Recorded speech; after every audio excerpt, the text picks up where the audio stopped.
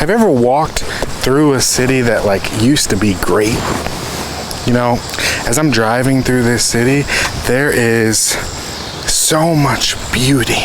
But it's amazing how most of the beauty is in these monuments of the past.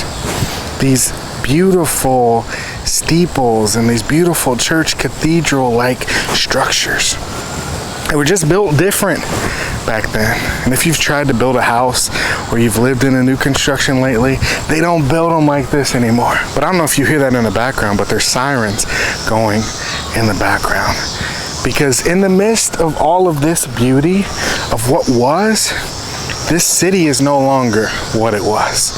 And around every turn, there's graffiti everywhere.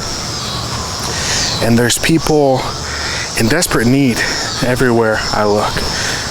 People that need housing, people that need drug rehabilitation, people that need access to mental health care, people that need medical attention, people that need access to quality and affordable housing, people that need access to jobs, people that need hope.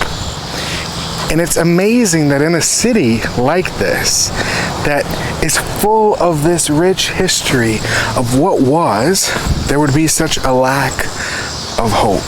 And maybe you know a place like this. Maybe you grew up in a place like this, or you're living in a place like this.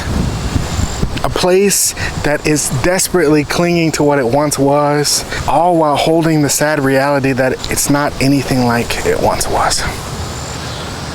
And there's a hollowness to that. And my friends, these are the places that need us to carry the light of God forward, that need us to be the hands and feet of God, that need us to be the people that created these beautiful monuments that were not for man, but were for the glory of God.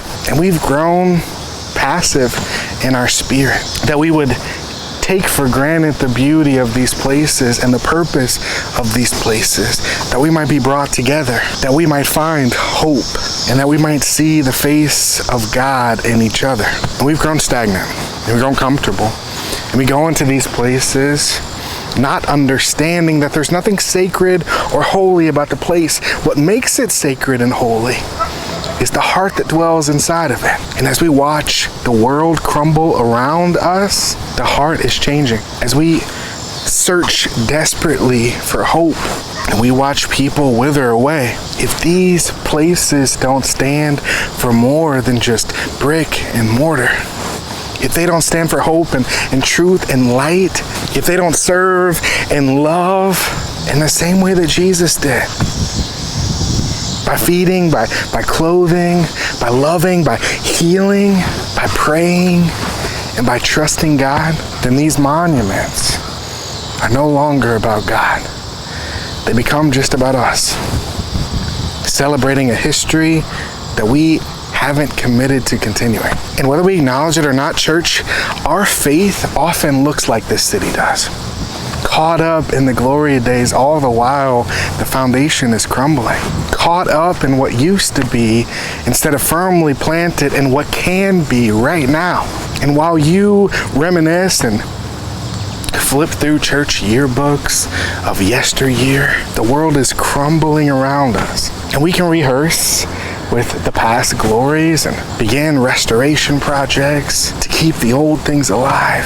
But if we don't invest in the new things, then we miss the point of God's call on our lives. You know, as I'm looking at this place, this Isaiah text came to mind, and it says, "Forget the former things, do not dwell in the past. See, I am doing a new thing. Now it springs up. Do you not perceive it?"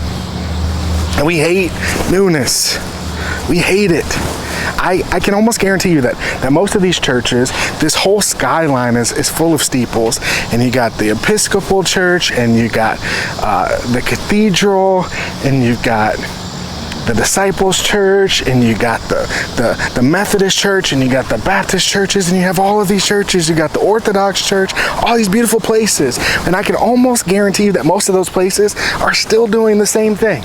It still looks eerily similar to when they constructed these buildings way back when. And if we're not investing in the new thing that God is planting, then we're dying, church. We're dying. And while we're rehearsing this old story to make ourselves feel good, We're watching God's people suffer all around us, and we are unwilling to lend a hand. My friends, we can invest all of our energy into celebrating the glory that was, or we can step into the glory that God has promised us. But we can't do both. If your faith is to be alive, then it must be moving. And I truly believe that if God planted these beautiful things in this beautiful place, then God's not done working here. But as history shows all throughout Scripture, when a city turns its back on the new thing that God is planting, when a city turns its back on where God is calling it to go, no matter how beautiful it was, no matter how glorious the creations were, God has no hesitation to level it. And whether you acknowledge it or not, beauty surrounded by absolute destruction is a sign from God that our heart is not in the right place. And so what are you willing to do to change? Are you willing to step out of your beautiful cathedral, these beautiful monuments that no longer carry the heart of God, but are just temples to your own ego, and actually begin to serve God, actually begin to be the hands and feet that Jesus laid a model for? Or do you want to be condemned to die in the temples of old? That choice is and shall always be yours. For it's all that easy and it's all that hard. Choose wisely. Thanks for tuning in. These are your thoughts, Tatum. This is the hope of God set free. These are your thoughts.